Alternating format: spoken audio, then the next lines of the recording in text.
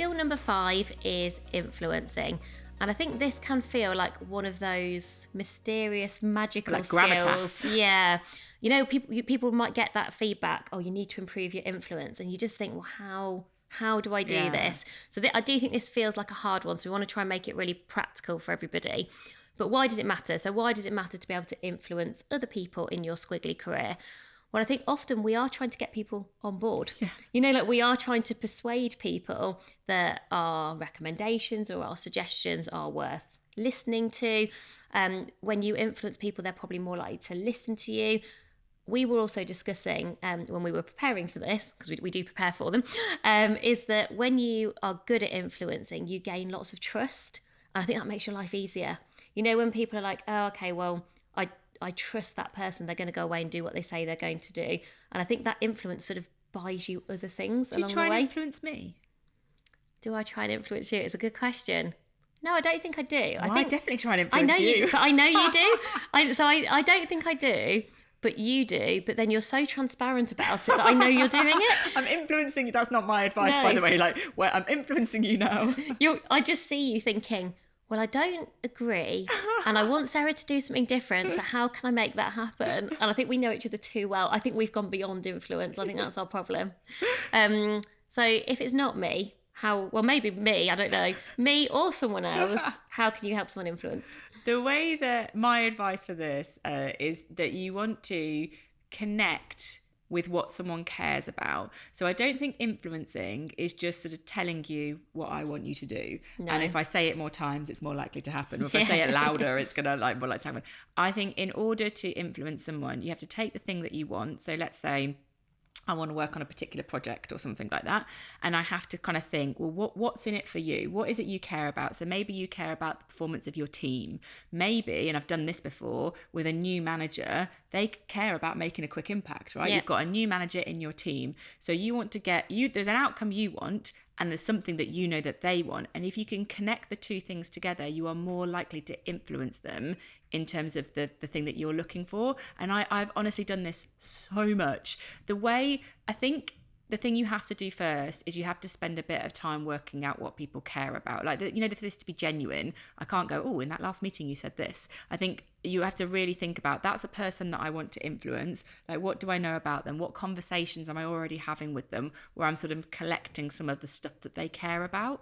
And then once you've got that insight, you can then sort of attach that onto the outcome that you're looking for. So it does take a little bit of time, just take a little bit of observation. I think it takes a bit of curiosity, like of an individual, but once you've got that insight, you can connect it to get the impact.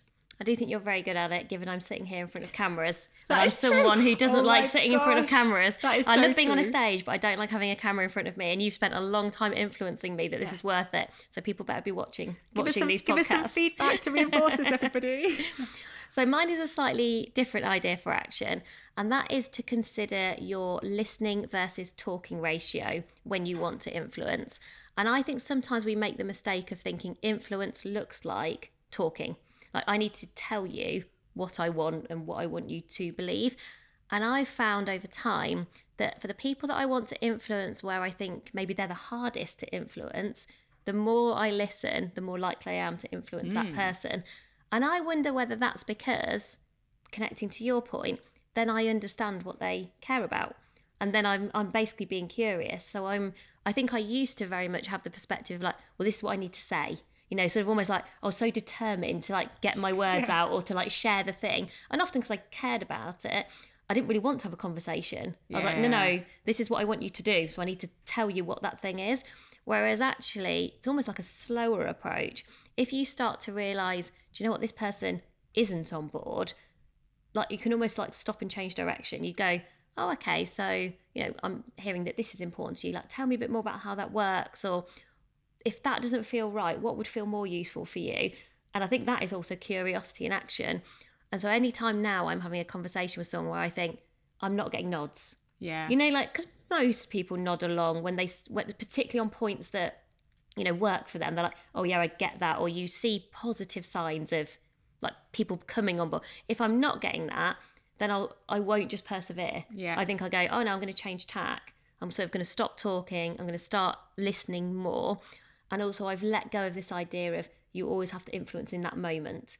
And so probably like harder to influence people, as you were saying, is like it's never an overnight thing. In one conversation, I'm probably not going to completely change somebody's mind, but I might start to nudge them. I feel like it's like I'm nudging people, and then in the next conversation, you perhaps go a bit further and just recognizing that it's not always a sort of win-lose scenario. Oh, I've influenced and I got a yes, or I influenced and I got a no. Like nods and nudges Yes. are part of our are the skills that sit under influencing. And if you haven't listened to Helen's interview with Constant Lock, I'd really recommend it. I was doing some research for today and I listened back to it and just found it really useful. And one of the things that she says that struck me as particularly useful, and one of those like, I wish I'd thought of this sooner in my career, like I wish I'd known this earlier, is be really clear about what are you trying to influence. Are you trying to influence a process, or are you trying to influence an outcome? So you're almost like, an outcome would be a recommendation you've got in mind, like, I think we should do project X, whereas a process might be, well, actually I want to influence like who we get involved in this project. I want to influence like sort of how we approach this project. And I think that's a more nuanced and interesting way of thinking about influence, and I think it's helpful. It's a bit less win-lose. Like if I haven't got what I wanted at the end, I've lost. But actually, if you're trying to do the process, it's sort of longer game, I think, actually. You win, you're likely to win more next time. So that is the end of today's skill, and we'll be back tomorrow for our next skill, which is about strategic thinking. So thanks so much for listening, and bye for now.